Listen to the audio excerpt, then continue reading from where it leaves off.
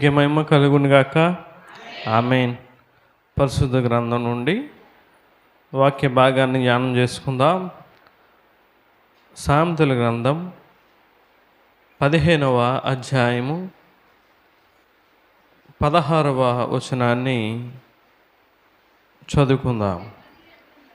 నెమ్మది లేకుండా విస్తారమైన ధనముండుట కంటే యెహోవా యందలి భయభక్తులతో కూడా కొంచెము కలిగి ఉండుట మేలు. ప్రార్థన చేసుకుందాం. మహాగణుడా, మహోన్నతుడా, సర్వకృపానిధివైన దేవా, నీకే వందనాలయ్యా. గడిచినందులన్నీ కూడా నీ కృప వలన దయ వలన సజీవులుగా ఉంచి నీ పరిశుద్ధమైన సన్నిధిలో ఉండే అర్హత యోగ్యత మాకు లేకపోయినా అట్టి గొప్ప భాగ్యం మాకు ఇచ్చినందుకు నీకే వందనాలు. ప్రభా, ఈ వాక్య నడిపింపులో మీరే నాతో మాతో అందరితో మాట్లాడండి. మేము ఇంకా విశ్వాస జీవితంలో ఆత్మీయ జీవితంలో ఎదగడానికి, ఇంకా ఎవరైనా ప్రభా రక్షణ పొందకపోతే రక్షణ పొందడానికి ఈ మాటలు ఎంతో ఉపయోగకరంగా ఉండడానికి మీరే మాకు సహాయం చేయమని ఈ ఆరాధనని చేతులకు అప్పగిస్తూ నీకే మహిమ గంత చెల్లులాగిన జరిగించమని సహాయం చేయమని వేడుకుంచి ఈ ప్రార్థన అంగీకరించమని ప్రభువైన యేసుక్రీస్తు పరిశుద్ధ నామమును బట్టి మీకు లేనియంతో వేడుకొనుచున్నాం తండ్రి. ఆమేన్. అందరికి కూడా వందనాలు. దేవుని మహాకృపను బట్టి దేవత దేవుడు మరి యొక్క పునరుద్ధాన దినాన్ని మనం ఆచరించడానికి, దేవునితో మనం గడపడానికి దేవుడు గొప్ప యోగ్యతను ధన్యతను మనకు అనుగ్రహించాడు. ఇది గొప్ప భాగ్యం అండి. ఎంత గొప్ప భాగ్యం అంటే, పరిశుద్ధుడు నీతిమంతుడైన ఆ సర్వాధికారి అయిన యేసుక్రీస్తు ప్రభువాన్ని ఏ పరిశుద్ధత పవిత్రత లేని మనము ఆరాధించే యోగ్యత ఇవ్వడం అన్నది చాలా గొప్ప ధన్యత. దేవుడు ఎంతగా మనం ప్రేమిస్తున్నాడంటే నిజంగా దీన్ని బట్టే అర్థమవుద్ది. చూడండి, మన మనుషుల్లో చూస్తూ ఉంటే వీడు నేను స్నేహం చేసేంత లేదా నేను బంధుత్వం కోల్పోయేంత స్టేటస్ స్థితికి లేరు అని చూస్తారు. కానీ దేవుడు మాత్రం మనలో ఏమీ చూడడం లేదండి. మనలో చూస్తుంది ఏంటంటే దేవుడు ఒక్క మార్పు మాత్రమే. మనం మారు మనసు పొందాలి, రక్షణ పొందాలి, దేవుడు మనకు దయచేసిన ఆ పరలోక రాజ్యాన్ని పొందుకోవాలని. కొద్ది నిమిషాలు మన వాక్యాన్ని ధ్యానం చేసుకుందాం. చదువుకున్న వాక్య భాగం చూస్తే జ్ఞాని అయిన సొలొమోను గారు చెప్తా ఉన్నాడు ఏంటంటే, నెమ్మది లేకుండా విస్తారమైన ధనముండుట కంటే యెహోవా యందలి భయభక్తులతో కూడా కొంచెం కలిగి ఉండుట మేలు. అంటే నీకు ధనం అనేది ఎక్కువ విస్తారంగా నువ్వు సంపాదించుకోవాలని ఆశపడతా ఉన్నావు. కానీ నువ్వు సంపాదించుకోవడం అన్నది అది మంచిదే.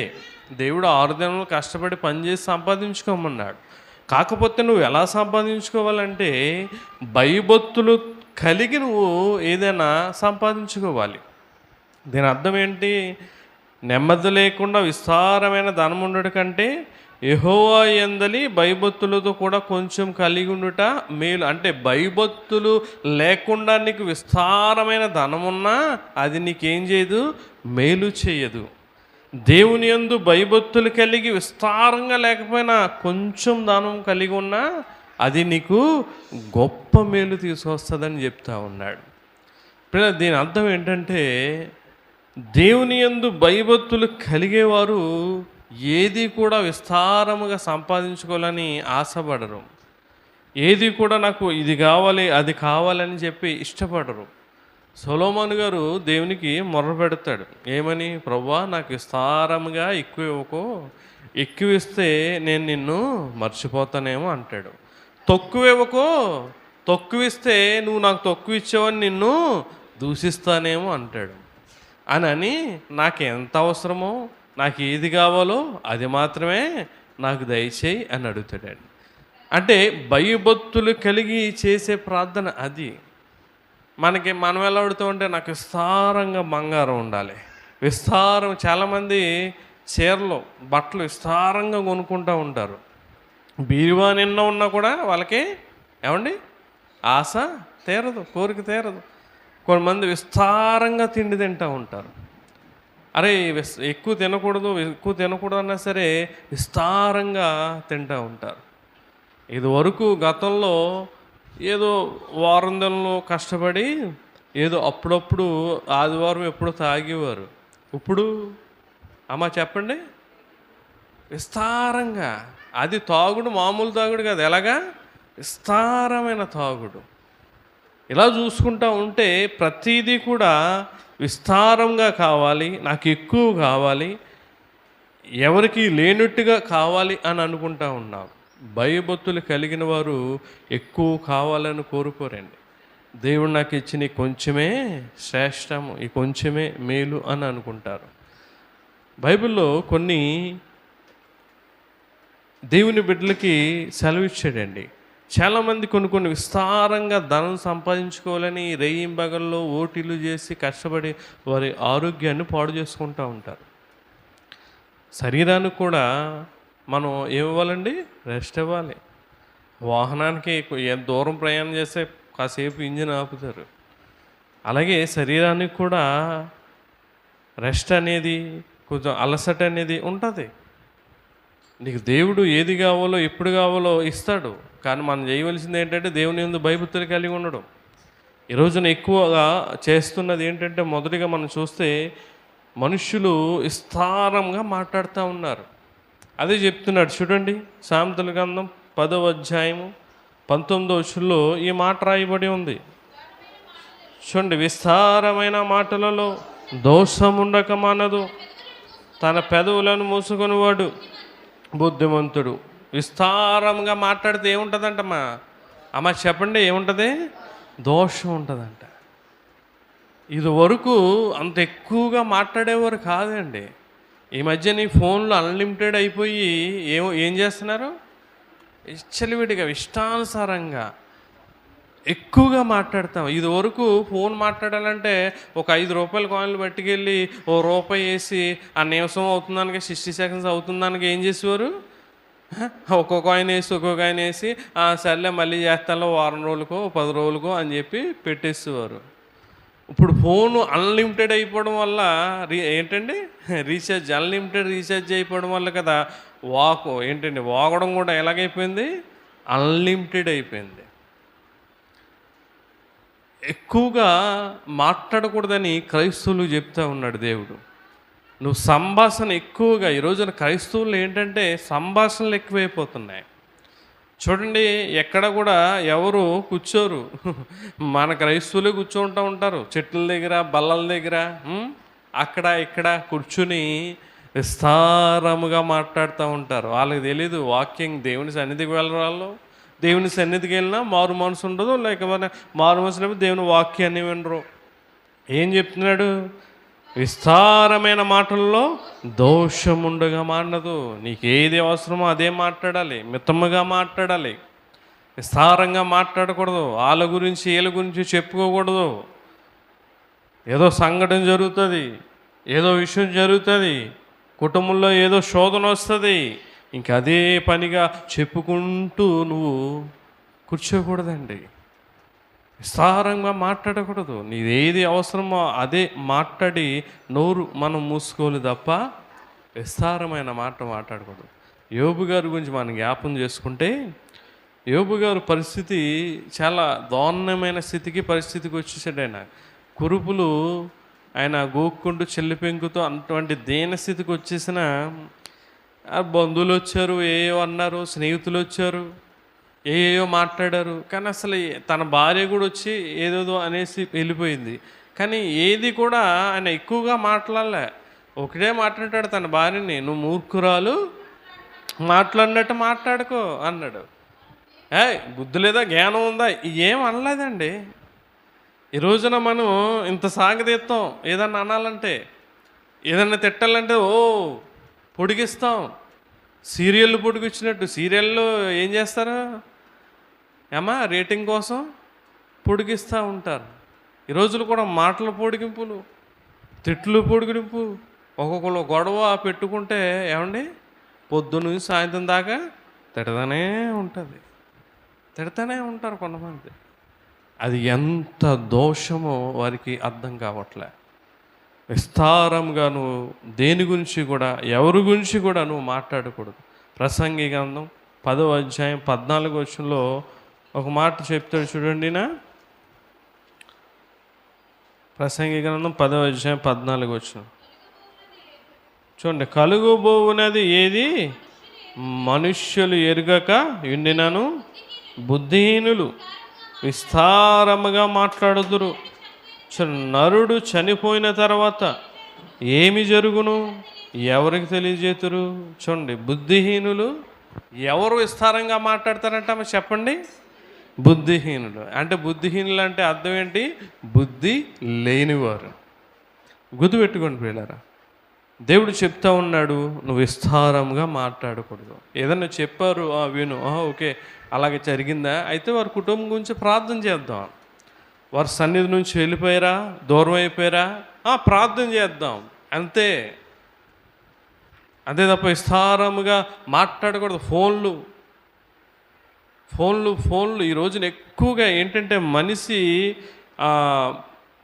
బిడ్డలతో కన్నా, భార్యతో కన్నా, భర్తతో కన్నా, ఏంటి తల్లిదండ్రుల కన్నా దేంతో ఎక్కువ సహవాసం కలిగి ఉంటున్నాడు చెప్పండి? దేంతో స్నేహం ఎక్కువ? దేంతో తెలుసా? ఫోను వచ్చి కొంచెం లాభం ఎక్కువ, నష్టాన్ని కూడా తీసుకొస్తూ ఉంది. ఇదివరకు నేను అప్పుడప్పుడు ఏదైనా వాట్సాప్లో ఏదైనా అప్పుడప్పుడు ఫేస్బుక్లో చూస్తూ ఉంటే ఓసారి ఫోటో చూసా. 1980 ఆ పిక్చర్ పెట్టాడు, 2020 పిక్చర్ పెట్టాడు. ఏంటి అంటే చిన్న వీడియో అంట. తండ్రి ఎక్కడికో డ్యూటీకి వెళ్ళి లేకపోతే ఎక్కడికో వెళ్ళి వచ్చి పిల్లలతో స్నానం చేసి వచ్చి పిల్లలతో ఆడుకోవడం, చక్కగా ఉండడం అంట. 1918లో ఆ సిచ్యువేషన్. ఈ 20లో ఏం పెట్టాడు తెలుసా? తండ్రి వచ్చినప్పటికీ కొడుకేమో టీవీ చూస్తున్నాడు, కూతురేమో సెల్లట్టుకుని ఉంది, భార్య ఏమో టీవీ చూస్తూ ఉంది. భర్త ఏమో వచ్చి ఫ్రెష్ అయిపోయి లోపల పోయి అతను ఫోన్ చూసుకుంటూ ఉన్నాడు. అంటే ఈ కుటుంబంలో ఉండవలసిన బంధాలు ఏమైపోతూ ఉన్నాయి? దూరం అయిపోతూ ఉన్నాయండి. ఏది కూడా నువ్వు ఫోన్ వాడినా కూడా విస్తారంగా వాడకూడదు. చాలామంది రాత్రుల్లో నిద్ర లేకుండా ఫోన్లు వాడుతూ ఉన్నారు ఈ రోజున యవ్వనస్తులు చాలామంది. అది నీకు ఎంత నష్టమో తెలుసా? కళ్ళు నీ ఎంత డ్యామేజ్ అయిపోతుందో తెలుసా? చాలామందికి యవ్వనస్తులకి స్పెట్స్లు ఎందుకు పడుతున్నాయి? 50-60 సంవత్సరాలు ఎప్పుడు తండ్రులకి ఏళ్ళకి స్పెట్స్ లేవు, కళ్ళజోళ్ళు లేవు. ఇప్పుడు యవ్వనస్తులకి కళ్ళజోళ్ళు ఎందుకు పడుతూ ఉన్నాయి? ఫోన్లు, గేమ్స్ అని, టిక్ టాక్లని, అయ్యి అని. విస్తారం ఏదైనా సరే తీవ్రమైన నష్టాన్ని తీసుకొస్తుందండి.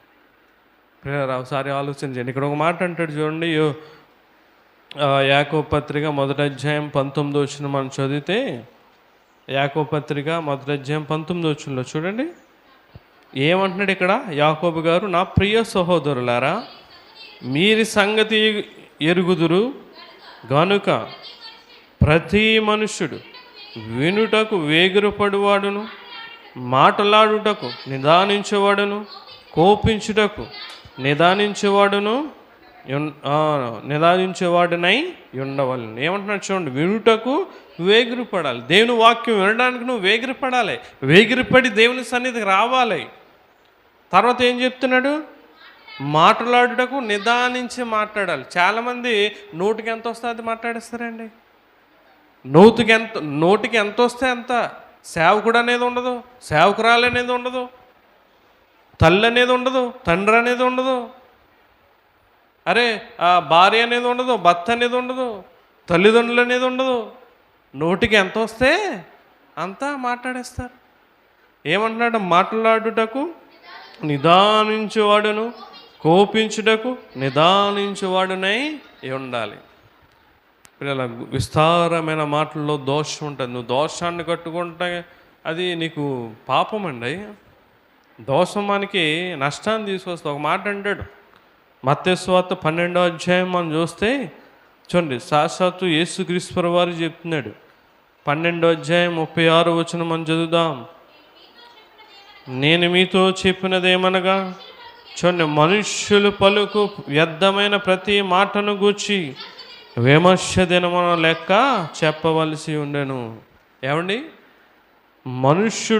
మనుష్యులు పలుకు వ్యర్థమైన ప్రతి మాటను గూర్చి ఏముంటుందంటమ్మా? లెక్క ఉంటుందంట. అంటే ప్రతి ఒక్కరికి, సేవకుడు కాకపోవచ్చు, సేవకుడు కాకపోయిన విశ్వాసులైన ఎవరికైనా సరే వ్యర్థంగా మాట్లాడే ప్రతి మాటకి ఏముంటుందమ్మా? లెక్క అనేది ఉంటుంది. గుర్తుపెట్టుకో. చాలామంది క్రైస్తవులకి ఈ రోజున వాక్యం తెలియక ఇష్టానుసారంగా మాట్లాడుతున్నారండి. ఇష్టానుసారంగా వల్గర్గా మాట్లాడదాం. ఏదన్నా గొడవ వస్తే, ఏదన్నా జగడం వస్తే అది నీకు దోషం. దేవుడు నిన్ను లెక్క అడుగుతాడు. పిల్లల విస్తారంగా మాట్లాడకూడదు. చాలామంది రెండోదిగా విస్తారంగా చెడుతనం కలిగి ఉంటున్నారు. చూడండి, ఇర్మియా గ్రంథం 16వ అధ్యాయం 12వ వచనం. విస్తారముగా ఇర్మియా గ్రంథం 16వ అధ్యాయం 12వ వచనం చదువుదాం. ఆలకించుడి, మీరందరూ నా మాట వినకుండా కఠినమైన మీ దుష్ట హృదయము కాఠిన్యము చెప్పున నడుచుకొనుచున్నారు. చూడండి, మీరు మీ పితరుల కంటే విస్తారముగా చెడుతనము చేసి ఉన్నారు. దేవుని బిడ్డల గురించి చెప్తూ ఉన్నాడండి. ఇశ్రాయేల్ గురించి పితరులే బాగున్నారంట. ఏమండి, పితరులు బాగున్నారంట. పితరుల కంటే దారుణంగా ఏం చేస్తున్నారంట? పాపం చేస్తూ ఉన్నారంట. ఈరోజును కూడా విస్తారముగా చెడుతనం కలిగి ఉంటా ఉన్నారండి. విస్తారం. త్రాగుడు తాగితే విస్తారం, మోసం చేస్తే విస్తారం, ఒక అన్యాయం చేస్తే ఒక విస్తారం. చూస్తూ ఉంటే ఈరోజు విస్తారముగా చెడుతనాలు కలిగి ఉంటా ఉన్నారు. ఎంత దారుణం! ఒక వ్యభిచారం చేస్తే విస్తారముగా ఆ పాపం చేయడం. చెప్తా ఉన్నాడు ఆయన, మీరు మీ పితరుల కంటే విస్తారముగా చెడుతనము చేసి ఉన్నారు అని చెప్తా ఉన్నాడు. చెడుతనము చేయకూడదు ప్రియులారా. పాపము అనేది చాలా భయంకరమైనది. మనకి మేలు కానీ దేవుని కానీ ఏది తీసుకురాదు. ఎహెజ్కేలు గ్రంథంలో అంటాడు, 16వ అధ్యాయం 23వ వచనంలో మనం చదివితే, ఎహెజ్కేలు గ్రంథం 16వ అధ్యాయము 16వ అధ్యాయం 23వ వచనం చూడండి. ఇంతగా చెడుతనము జరిగించిన నీకు శ్రమ, ఇదే ప్రభువైన యెహోవా. 2 సార్లు అంటున్నాడు, నీకు శ్రమ, నీకు శ్రమ. ఎవరికి శ్రమ? ఎవరైతే విస్తారముగా చెడుతనము చేస్తారో, కలిగి ఉంటారో వారికి శ్రమలు వస్తాయి. అంటే ఈ రోజున క్రైస్తవులకి శ్రమలు వస్తున్నాయంటే కారణం ఏంటి? అర్థం, వీరు ఏదో విస్తారమైన పాపము కలిగి ఉండడం వల్ల. ఇలా విస్తారమైనది చాలా. ఈ రోజున ఒక విషయం ఆలోచన చేస్తే, మనిషిలో జబ్బులు కూడా ఎలాగున్నాయి చెప్పనమ్మా. ఇది వరకు ఏదో ఒకటో రెండో ఉండి, ఇప్పుడు విస్తారమైన జబ్బులు. Heart complaint, kidney complaint, liver complaint, ఏంటి కళ్ళు కంప్లైంట్, రకరకాల కీళ్ళ నొప్పులు, నడుం నొప్పులు, తలనొప్పులు. మనుషులు ఇప్పుడు జబ్బులు ఎలాగ ఉన్నాయమ్మా? విస్తారంగా ఉన్నాయి. అన్నీ విస్తారంగా చేస్తాం. దేవుల్లో మాత్రం ఏది చెయ్యం. విస్తారంగా ప్రార్థన చేస్తామా? చెయ్యం. విస్తారంగా దేవుని సన్నిధికి వస్తామా? రాము. విస్తారంగా నువ్వు చెడుతనము చేస్తే, అంటే పాపం అనేది చేస్తే నీకు శ్రమ. చూడండి, ఇర్మియా గ్రంథంలో 22వ అధ్యాయం 22వ వచనంలో అంటాడు, అవమానం వస్తుంది అంటాడు చెడుతనాన్ని బట్టి. చూడండి, ఇర్మియా 22 వచనం చదువు. చూడండి, నీ కాపురులందరూ గాలి పీల్చుదురు, నీ వీటగాండ్రు చెరలోనికి పోదురు, నీ చెడుతనమంతటిని బట్టి నీ అవమానమును సిగ్గునందుదువు. చూడండి, ఎవరైతే పాపము దోషము ఈ కలిగి ఉంటారో వాళ్ళు దేవుని సన్నిధిలో ఉన్నా, దేవుని సన్నిధికి వచ్చినా, ఏం కలిగి ఉన్నా సరే వారికి అవమానం, సిగ్గు తప్ప దీవెన, ఆశీర్వాదం అనేది రాదు. ఎందుకంటే ఎందుకు రాదు? ఎందుకు దేవుడు అవమానం, సిగ్గును కలగజేస్తాడంటే చెడుతనం చేసేవాడిని దేవుడు ఆశ్రయించుకుంటాడు. కీర్తన 5వ కీర్తన 4వ వచనంలో ఉంటుందన్నమాట. చూడండి, దేవుడు ఏం చెప్తున్నాడు? నీవు దుష్టత్వమును చూచి ఆనందించు దేవుడవు కావు, చెడుతనమునకు నీ యొద్ద చోటు లేదు. దేవునికి మహిమ కలుగును గాక. దేవుని దగ్గర దేనికి చోటు ఉండదు? చెడుతనానికి, పాపానికి చోటు ఉండదు. అంటే పాపము కలిగేవారి దగ్గర కూడా దేవునికి చోటు ఉండదు. ఎవరిలైతే పాపం ఉంటుందో, ఎవరైతే చెడుతనం ఉంటుందో వారికి దేవుని దగ్గర చోటు ఉండదు. ప్రియుల, విస్తారముగా ఏది చేయకూడదు. ప్రియుల, ఈరోజున విస్తారమైన జబ్బులు ఎక్కువైపోవడానికి కారణం ఏంటంటే విస్తారమైన పాపములు, విస్తారమైన చెడుతనములు కలిగి ఉండడం వల్ల. అందుకే ఇదివరకు ఏమి ఉండి కదండి అనారోగ్యాలు, ఇప్పుడు అన్నీ కూడా ఒంటికి జబ్బులే. ఒకదాన్ని బట్టి ఒకటి, ఒకదాన్ని బట్టి ఒకటి, ఒకదాన్ని బట్టి ఒకటి లింక్గా ఉంటా ఉన్నాయి. ఆరోగ్యం అనేది దేవుడు ఇవ్వాలి. దేవుడు ఎప్పుడు ఇస్తాడు? ఏమండి, మనలో ఏ చెడుతనము, పాపము లేనప్పుడు దేవుడు ఆరోగ్యం అనేది ఇస్తాడు. పిల్లల చూడదే, మనకి విస్తారముగా మాటలు కానీ విస్తారముగా చెడుతనం కాదండి, మనకి విస్తారమైన దీవులు మనకు రావాలి. ఏం రావాలమ్మా? అమ్మ చెప్పండి. విస్తారమైన దీవులు రావాలి. విస్తారమైన దీవులు ఎలా వస్తాయి? ఇప్పుడు మనం డ్యూటీ చేయకుండా డబ్బులు వస్తాయా అమ్మా? పని చేయకుండా జీతం వస్తుందా? చెప్పండమ్మా, రాదు కదా. మరి విస్తారమైన దేవుని ద్వారా మనం పొందుకోవాలి. ఎలా పొందుకుంటాం? దాన్ని కూడా ఒకటి చెయ్యాలి. చూడండి, మలకీ గ్రంథం 3వ అధ్యాయం 10వ వచనం మనం చదివితే ఇక్కడ అంటున్నాడు, నా మందిరములో ఆహారమున్నట్లు 10వ భాగమంతయు మీరు నా మందిరపు నిధిలోనికి తీసుకుని రండి. దీన్ని చేసి మీరు నన్ను శోధించిన ఎడల నేను ఆకాశపు వాకిండ్లను విప్పి పట్టజాలనంత విస్తారముగా దీవెనలను కుమ్మరించదనని సైన్యములకు అధిపతి యెహోవా సెలవిచ్చుచున్నాడు. దేవునికి మహిమ కలుగును గాక. ఆమేన్. విస్తారమైన దీవెనలు ఈ రోజున దేవుని బిడ్డలకి ఉండాలండి. విస్తారమైన దీవెనలు, ఆశీర్వాదాలు ఎప్పుడు మనకుంటాయి అని అంటే అమ్మా, 10వ భాగము ఆయన మందిరపు నిధిలోనికి మనము తీసుకొచ్చినప్పుడు. ఈరోజు అబ్రహాము ఎందుకు విస్తారమైన దీవెనలు, ఆశీర్వాదాలు పొందుకున్నాడండి? దేవుడు ఏదైతే చెప్పాడో అది అబ్రహాము చేయడం వల్ల. అందుకే అతనికి విస్తారమైన సంపద పెరిగిపోతూ ఉంది. స్థలము సరిపోవట్లే.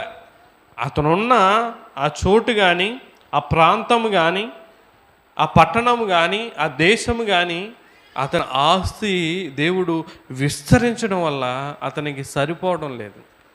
ప్రియరా, మనము దేవునికి చేయవలసింది చేసినప్పుడు మనకి కూడా దీవెనలు ఎలా వస్తాయండి? విస్తారముగా వస్తాయి. కానీ నువ్వు చేయడం మొదలుపెట్టినప్పుడు వెయిట్ చేయాలి. సేవకులు సేవ ప్రారంభంలో 20 సంవత్సరాల క్రితం నుంచి చేయడం మొదలుపెట్టారు. దీవెనలు ఎప్పుడు మొదలెట్టే చెప్పనమ్మా? అమ్మ ఎప్పుడు మొదలని? మొన్న మధ్యన దేవుని మందిరం మొదలుపెట్టిన కాడి నుంచి అలాగలాగా దేవుడు విస్తారమైన దీవెనలు ఇవ్వడం మొదలుపెట్టాడు. ఏది కూడా వెంటనే రాదండి. మనం ఆరోగ్యంగా అయినా ఏదైనా సరే మెడిసిన్ వాడినప్పుడు కొంత టైం పడుతుంది. ప్రతిదానికి కూడా సమయము కలదు అని చెప్తాడు. అలాగే దీవెనలు రావడానికి కూడా సమయం ఉంటుంది. కానీ నువ్వేం చేయవలసిన పని ఏంటంటే దేవుని సన్నిధికి నువ్వు 10వ భాగము తీసుకురావాలి. లేవికాండంలో అంటాడు 27వ అధ్యాయం 30వ వచనంలో చూడండి, భూధాన్యములోనేమి వృక్ష ఫలంలోనేమి భూఫలములన్నిటిలో 10వ భాగము యెహోవా సొమ్ము, అది యెహోవాకు ప్రతిష్ఠిత మగును అని చెప్తా. అంటే దేవునిది మనం దేవునికి ఇచ్చేయాలి. నువ్వు ఇచ్చినప్పుడు దేవుడు ఆకాశపు వాకిండ్లు విప్పుతాడంట. మనం అనుకుంటూ ఉంటాం, ఒకసారి మొన్న మధ్యన వర్షం వచ్చింది. ఆ వర్షం ఎలా వచ్చిందండి? విస్తారంగా పడింది. ఇదేంటో పోయి ఎడతెరుపు లేకుండా విస్తారంగా పడుతుందండి. అంటే ఆ వర్షానికి డ్రైనేజీలు నిండిపోయి, అక్కడక్కడ వాగులు నిండిపోయి వాటర్ అనేది చాలా ఎక్కువగా వచ్చేసింది వర్షం విస్తారంగా. అదే రీతిగా మన దీవెనలు ఆశీర్వాదాలు కూడా ఎలా వస్తాయంట? అంటే నువ్వు దాచుకోలేనంతగా వస్తాయంట. పేతురు గారు శిష్యులందరూ కూడా సముద్రంలోకి చేపలు పడతాకి వెళ్ళాడు. వారందరూ కూడా చేపలు పడతాకి ప్రయత్నం చేశారు, కానీ ఒక్క చేపైన వారికి దొరకలేదు. అవునా కదమ్మా? ఏమండి? తర్వాత యేసుక్రీస్తు ప్రభువు వచ్చాక నా మాట చెప్పిన వల వేయ అన్నాడు. వేసారా లేదా వాళ్ళు? అప్పుడు ఎలా పట్టారంట వాళ్ళు? వారు అలాగూ చేసి విస్తారమైన చేప. ఎలాగ చేసి దేవుని మాట ప్రకారం చేసి, దేవుని వాక్య ప్రకారం చేసి, పరిశుద్ధ గ్రంథంలో ఏదైతే నీకు చెప్పబడుతున్నాయో మాటలు ఆ ప్రకారంగా చేసినప్పుడు వలలు పగిలిపోతున్నాయంట. వారు ఎవరంటే వారి వలలు ఏమైపోయినాయంట? పగిలిపోతున్నాయంట. మన ఆశీర్వాదాలు కూడా, మన దీవెనలు కూడా అలా ఉండాలండి. ఏంటి క్రైస్తవులకి దీవెనలు ఆశీర్వాదాలు? ఆశీర్వాదాల దీవెనలు, మేళ్ళు. దేవుని వాక్యం నెరవేర్చు, దేవుని వాక్యాన్ని పట్టించుకో. నువ్వేదో అనుకో, నువ్వేదో ఆలోచన చేసుకొని ఆ మాట ప్రకారంగా ఇద్దరు ఏకమైపోయి భార్యాభర్తలో, నీ కుటుంబం, నీ బిడ్డలో ఏదో అనేసుకుని ఏదో చేద్దాంలే, ఏదో ఇద్దాంలే అనుకుంటే ఎక్కడొస్తాయండి విస్తారమైన దీవెనలు? మనం దేవుని సన్నిధికి వచ్చినప్పుడు దేవుని వాక్య ప్రకారంగా చేస్తే, అక్కడ ఆ పేతురు, ఆ శిష్యులు ఆయన మాట చెప్పున వెయ్యగానే విస్తారమైన చేపలు పట్టారు. నువ్వు కూడా దేవుని వాక్య ప్రకారంగా చేసినప్పుడు విస్తారమైన. హిజ్కియా రాజు ప్రజలందరికీ దేవుని సన్నిధికి కానుకలు, దశంభాగాలు తీసుకురామంటాడు. జనులందరూ ఏం చేస్తారంటే ఒక రాజు చెప్పిన మాట ప్రకారం చేస్తారు. 2వ దినవృత్తాంతములు 31వ అధ్యాయము 5వ వచనం నుంచి మనం చదివితే చూడండి. 2వ దినవృత్తాంతములు 31వ అధ్యాయము 5వ వచనం నుంచి చదువుదాం.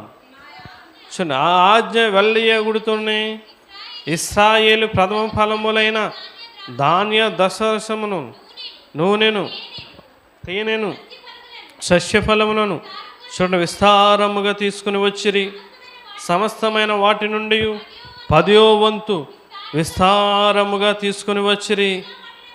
చూడండి. యోధా పట్టణంలో కాపురమున్న ఇశ్రాయేలు వారు యోధావారును ఎద్దుల్లోను గొర్రెల్లోను 10వ వంతును, తమ దేవుడైన యెహోవాకు ప్రతిష్ఠితములైన వస్తువులలో 10వ వంతును తీసుకుని వచ్చి కొప్పులుగా కూర్చిరి. వారు 3వ మాసమందు కొప్పులుగా వేయాలని ఆరంభించిన 7వ మాసమందు ముగించిరి.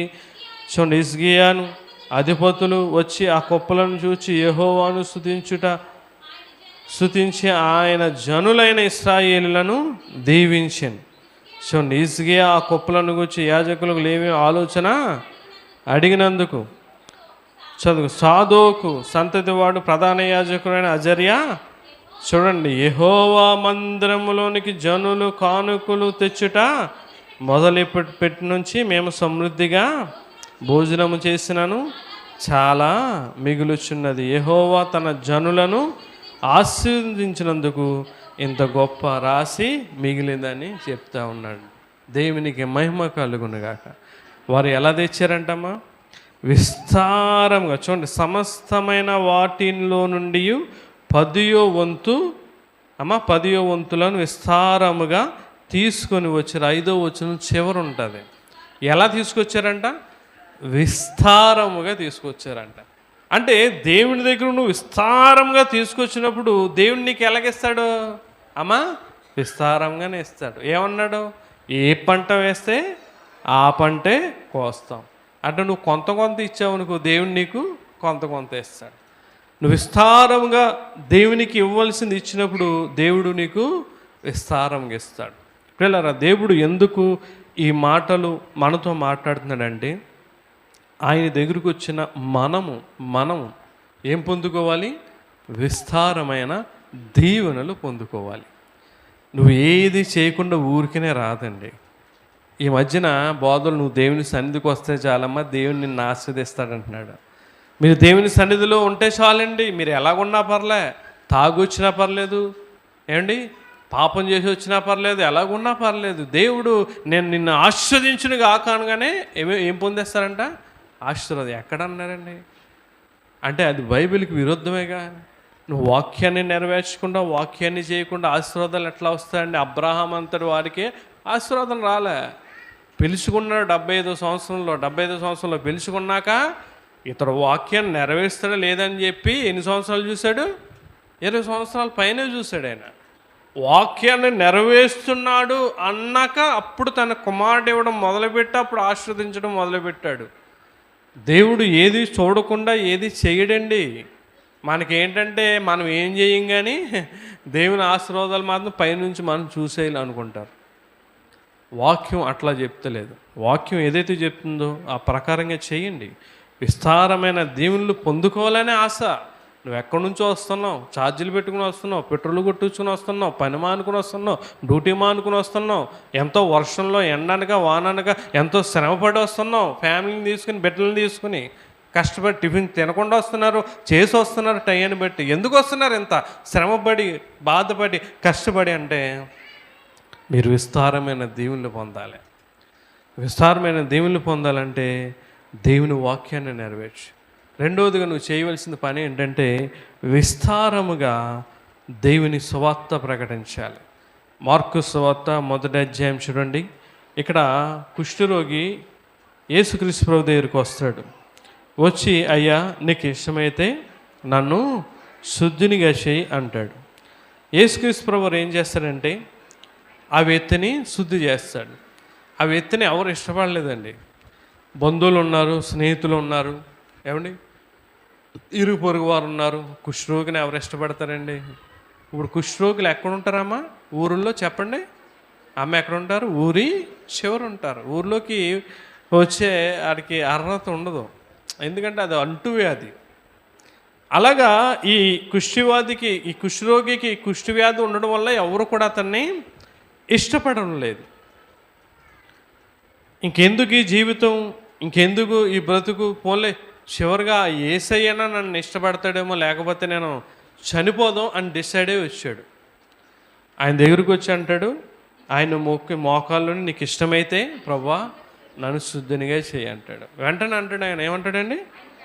ఆయన కనికరపడి చెయ్యి చాపి, చూడండి మొదటి మార్కు సువార్త 1వ అధ్యాయం 40 నుండి మనం చదువుతున్నాం. ఆయన కనికరపడి చెయ్యి చాపి వాణ్ణి ముట్టి నాకు ఇష్టమే నీవు శుద్ధుడు కమ్మని చెప్పాను. వెంటనే కుష్ఠరోగం వాడిని విడిచెను గనుక వాడు శుద్ధుడాయను.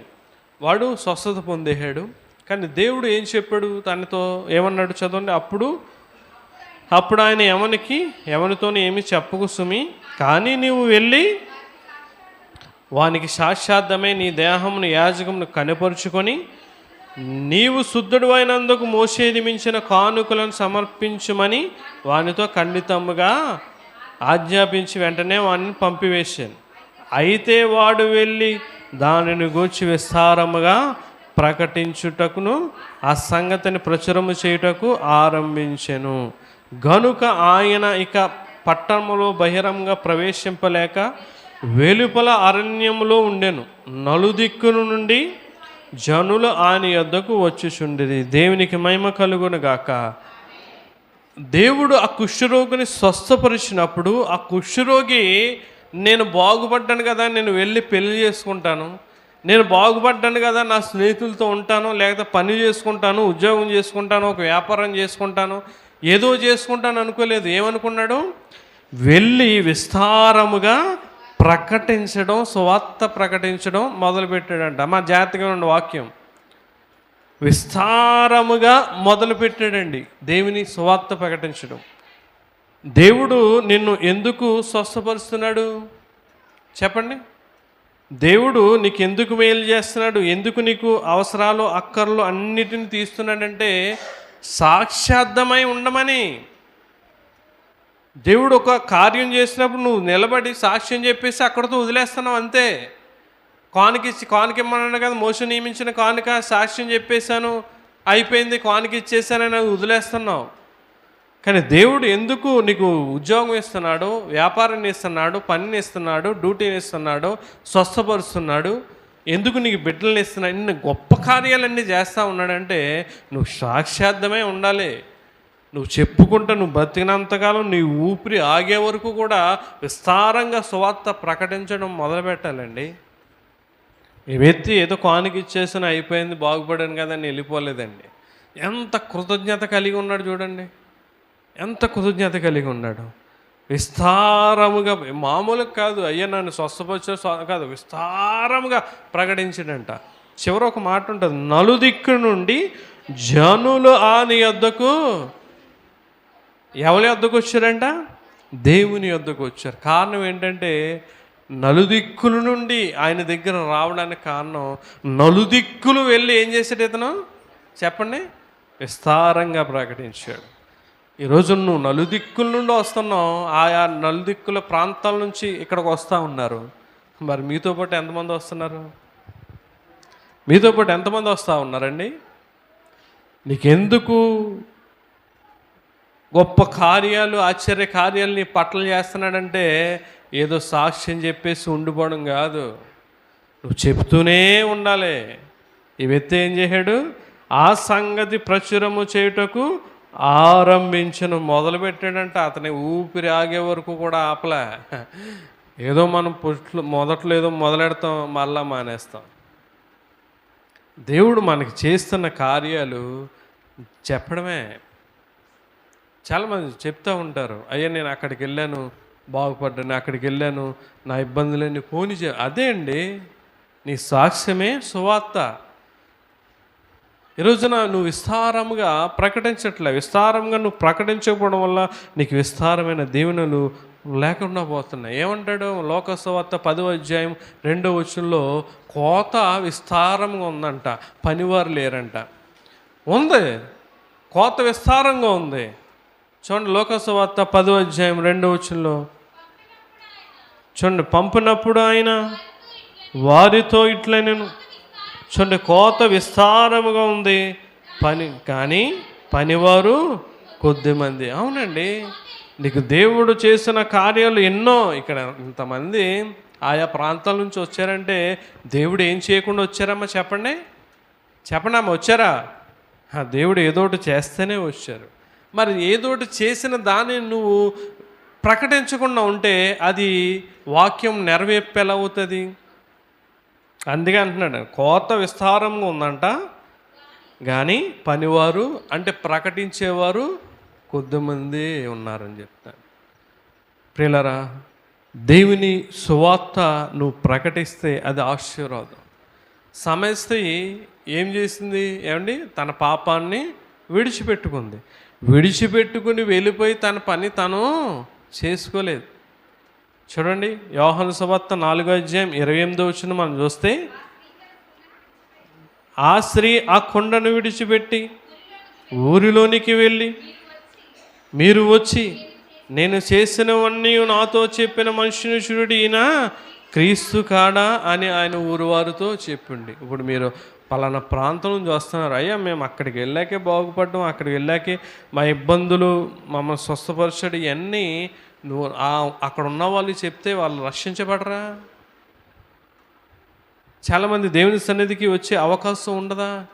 ఈమె వెళ్ళి ఆ సమరయ ప్రాంతంలో ఆ ఊరిలోకి వెళ్ళకపోతే యేసుక్రీస్తు ప్రభువు వారి గురించి ఆ సమరయులకి తెలిసినా సమరయ ప్రాంతానికి తెలియకపోను కదా. ఈరోజు మీరు చేసే తప్పదే అండి.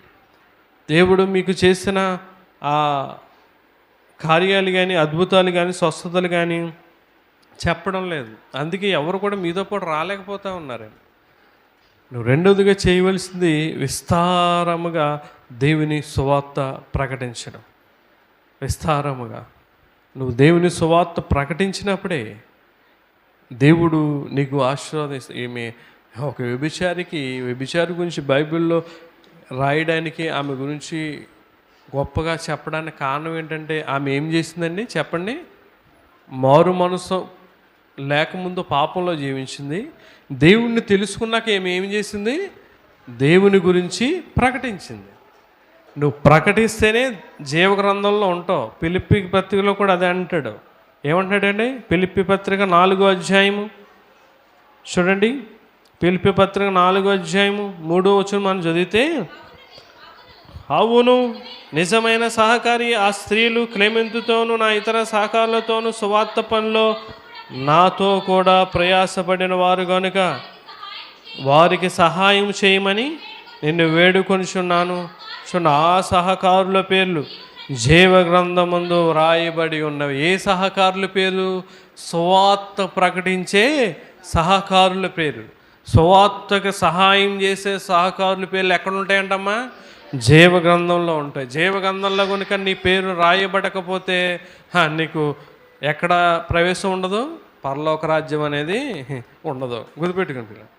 నువ్వు విస్తారంగా దేవుని సువార్తను ప్రకటించు. నువ్వు విస్తారంగా ప్రకటిస్తేనే. చూడండి, కీర్తన చివరిగా 96 కీర్తన 2వ వచనం చదువుదాం. 96 చదవమ్మా. యెహోవా మీద పాడుడి, ఆయన నామమును స్తుతించుడి, అనుదినము ఆయన రక్షణ సువార్తను ప్రకటించుడి.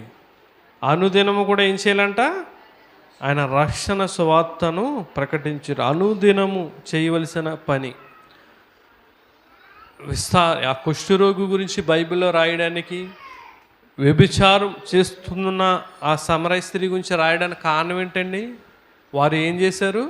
దేవుని సువార్తను ప్రకటించడం వల్ల ఏ విలువ లేని వారిని విలువ గల పరిశుద్ధ గ్రంథంలో వాళ్ళ పేర్లు రాయించారు. అలాగే జీవగ్రంథంలో వాళ్ళ పేర్లు రాయబడాలంటే మనం ఏం చేయాలి? దేవుని సువార్తను విస్తారంగా ప్రకటించాలి. గుర్తుపెట్టుకుని పిల్లలు, నువ్వు విస్తారంగా ప్రకటించకపోతే నీకు విస్తారమైన దీవెనలు, ఆశీర్వాదాలు ఉండవు. దేవుని సువార్తను విస్తారముగా ప్రకటిద్దాం. దేవుని ద్వారా విస్తారమైన దీవెనలు పొందుకుందాం. ఏమంటాడు? విస్తారమైన నెమ్మది లేకుండా విస్తారమైన ధనముండుడి కంటే యెహోవా యందలి భయభక్తులతో కూడా కొంచెం కలిగి ఉండుట. దేవుని యందు భయభక్తులు కలిగి ఉన్నదే నువ్వు కొంచెమైనా అది గొప్ప ధననిధితో శ్రేష్టమండి. నువ్వు దేవుని యందు భయభక్తులు కలిగి ఉండి విస్తారంగా మాట్లాడుకో. విస్తారమైన పాపం కానీ చెడుతనం చేయొద్దు. మనం చేయవలసింది ఏంటంటే విస్తారంగా అయిన దీవెనలు పొందుకుందాం, విస్తారమైన దేవుని సువార్తను ప్రకటిద్దాం. అట్టి కృప మీ అందరికీ తోడే ఉండును గాక. ఆమేన్. ప్రార్థన చేసుకుందాం. విన్న వర్తమానాన్ని బట్టి ప్రియులరా, ఒకసారి దేవుణ్ణి అడగండి.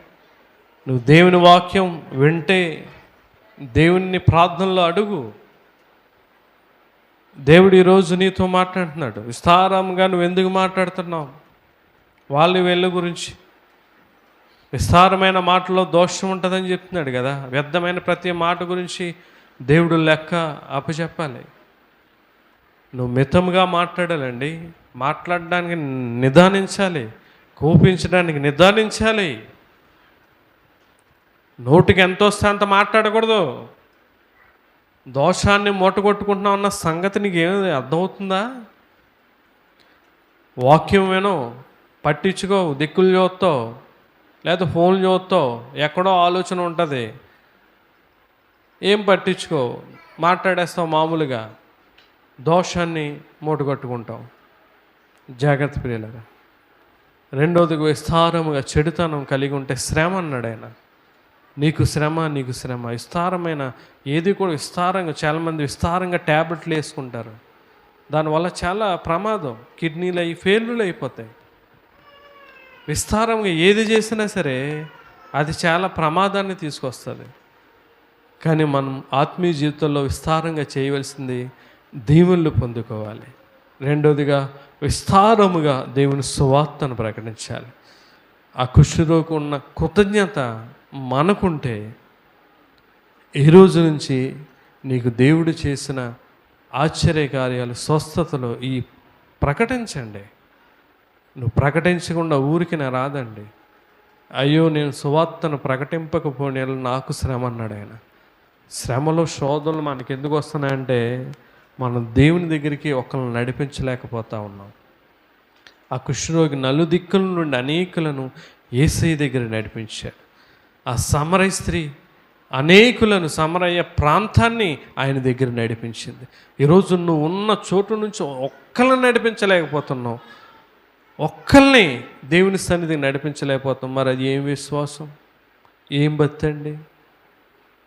విశ్వాసం కలిగిన వారు, భక్తి కలిగిన వారు నేను రక్షించాలి, నశించిపోతున్న వాడిని దేవుని యొద్దకి నడిపించాలన్న ఆశ, తృష్ణ కలిగి ఉంటారండి. నీకు అది దేవుడు చేసిన కృతజ్ఞత కలిగి ఉంటే ఇక్కడి నుంచి నువ్వు విస్తారంగా దేవుని సువార్తను ప్రకటించు. ప్రార్థన చేసుకుందాం. మహోన్నతుడా, మహోన్నతుడా, సర్వాధికారి, ఈ ఉదయకాలం ముందు ప్రభా మాతో నీ బైబిల్ గ్రంథంలో ఉన్న మర్మాలు గురించి మాతో తెలియజేశారు. మేము విస్తారంగా మేమేమి కలిగి ఉన్నామో మాతో బయలుపరిచారయ్యా. విస్తారమైన దీవెనలు, విస్తారంగా నీ సువార్తను ప్రకటించే యోగ్యత, భాగ్యం మాకు దయచేయమని ఈ మాటలు బట్టి మేమెంతో బలపడి ఆత్మీయంగా విశ్వాస జీవితంలో ఎదగడానికి మీరే మాకు సహాయం చేసి నడిపించమని ఈ ప్రార్థన అంగీకరించమని ప్రభువైన యేసుక్రీస్తు పరిశుద్ధ నామమును బట్టి మీకు వినయంతో అడిగి వేడుకుంటున్నాం తండ్రి. ఆమేన్. అందరికీ వందనాలు.